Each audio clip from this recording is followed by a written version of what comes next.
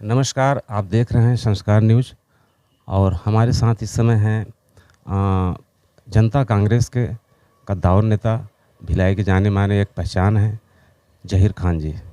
अभी इस समय ये भी मैदान में कूदे हुए हैं। जिस हिसाब से इनका प्रचार-प्रसार चल रहा है, इनको जानेंगे हम, क्या तैयारी है आगे, क्या रणनीति है और आप विधायक बनने पर जनता को कहाँ तक क्या देने वाले हो? कितनी सुविधाएँ आप देने वाले हो, क्या नहीं है और क्या करने वाले हो आप? देखिए, पहले तो आपके सभी व्यूअर्स को मेरा नमस्कार, जय जोहार। हम लोग तीसरे दल के रूप में पिछले बार ही हम लोगों ने चुनाव लड़ा और 14% वोट इस छत्तीसगढ़ प्रदेश में हम लोगों को मिला और एक अधिकृत पार्टी के रूप में हम लोगों का सिंबल हल चलाता किसान छाप के द्वारा हम लोगों ने अपनी पहचान बनाई। रही बात भिलाई विधानसभा की, वो भिलाई विधानसभा में निरंतर जो हम लोगों ने काम किया है उसके बल पे हम लोग जनता के बीच हैं और जो पिछले कई दशकों से जो जनप्रतिनिधि रहे यहाँ पर, उनकी जो अक्षमता है, उनकी जो अकर्मण्यता है, उसको लेकर हम चुनाव मैदान में हैं। और आप देखेंगे कि भिलाई की जो मूलभूत समस्या थी वो थी बैकलाइन सफाई की, वो थी साफ़ स्वच्छ पेयजल की, जो पिछले कई दशकों से नहीं हो पाया और इन 5 सालों में जो हो जाना था। आप पास में ही सेक्टर 4 में आप देखे होंगे कि एक विशाल पानी टंकी जो 2-3 सालों से लीकेज था, उसमें वो टंकी गिर गई और ये जनप्रतिनिधियों की अकर्मण्यता ही थी कि उसके कारण पेयजल व्यवस्था बाधित हुई और आज भी जो साफ़ पेयजल की समस्या है वो आज तक दूर नहीं हो पाई है।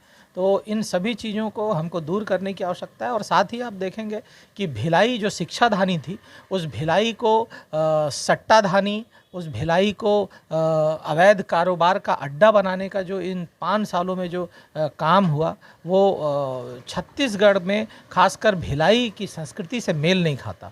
आप देखेंगे कि पूरे दुनिया में जो एक ऑनलाइन आईडी सट्टा ऐप है, उसके माध्यम से भिलाई के जी उसके माध्यम से जो भिलाई के पढ़े लिखे बेरोजगार युवाओं का जो अपराध की ओर ढकेलने का काम हुआ, वो भिलाई से मेल नहीं खाता। तो जो भिलाई है उसकी ये सारी समस्या है जिसको लेकर हम मुखर होकर लड़ाई लड़ेंगे और मैं समझता हूँ इसको बदलने की ज़रूरत है। एक और अहंकार की बात हो रही है, एक और बनावटी व्यवहार की बात हो रही है, तो हम भिलाई के संस्कार की बात कर रहे हैं, भिलाई की संस्कृति की बात कर रहे हैं। पार्टी ने आप पे भरोसा जताया है, पार्टी को कहाँ तक आगे बढ़ाएँगे और कहाँ तक आप कामयाब होंगे? हम लोग तो अब चुनाव में हैं। जो भिलाई की जनता, भिलाई के लोग इन 5 सालों में जो समस्याओं को लगातार जूझते रहे हैं, उनको लेकर उनको मतदान करना है और अब हम लोग चुनाव मैदान में हैं। बहुत सारी परिस्थितियों में हम लोग जूझते रहे, जो भिलाई के लोगों की समस्या रही वो अब दूर होने के कगार पर हम लोग चाहते हैं कि दूर हो। इसको लेकर चुनाव है और चुनाव में अपना मत सबको देना चाहिए, 100% मतदान हो और अपना मत चुन सकें लोग।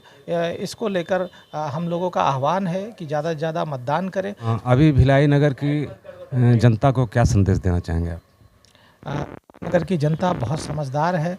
भिलाई नगर की जनता व्यापारी को चुनने से बेहतर, अपराधी को चुनने से बेहतर एक अपने भिलाई के भिलायंस को चुनना पसंद करेगी।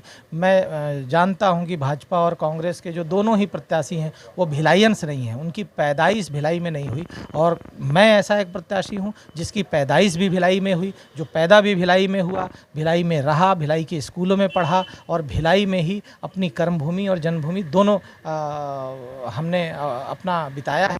और हम लोग की लड़ाई शिक्षाधानी को जो खराब करने का काम किया गया उसकी ओर भी है। जब भिलाई स्टील प्लांट के द्वारा 56 स्कूल संचालित होते थे, वो लगातार इन 20 सालों में बंद होते गए और जनप्रतिनिधि जो भिलाई को ने जिनको मौका दिया उनका इस ओर बिल्कुल ध्यान नहीं गया। वो 56 में से 50 से ज़्यादा स्कूल बंद हो गए, आज 3-4 स्कूल है और 1-2 आत्मानंद स्कूल खोलकर अपनी पीठ थपथपाने वाले भूपेश बघेल सरकार के लोग ये बताएंगे कि उन 50 से ज़्यादा स्कूलों का संचालन जब बंद हो रहा था तब वो कहाँ थे। बहुत सारी चीज़ें हैं, बहुत सारी भिलाई की अपनी तकलीफ़ है जिसको दूर करने की आवश्यकता है। भिलाई को सट्टाधानी बनाना, भिलाई को अपराधगढ़ बनाना, भिलाई के युवाओं को शराब और नशीले पदार्थों में झोंकना, ये सब जिन लोगों ने किया है अब उनको जवाब देने की बारी है। बहुत बहुत और भिलाई धन्यवाद। जवाब देगा। बहुत बहुत धन्यवाद ज़हीर खान जी। ज़हीर खान जी का अब देखना ये है कि इतने बड़े मैदान में अभी ज़हीर खान जी अपने आप को कहाँ रखे हैं। अभी आने वाला दिन बताएगा कि आगे क्या होगा। अभी तो शुरुआत है। बहुत बहुत धन्यवाद।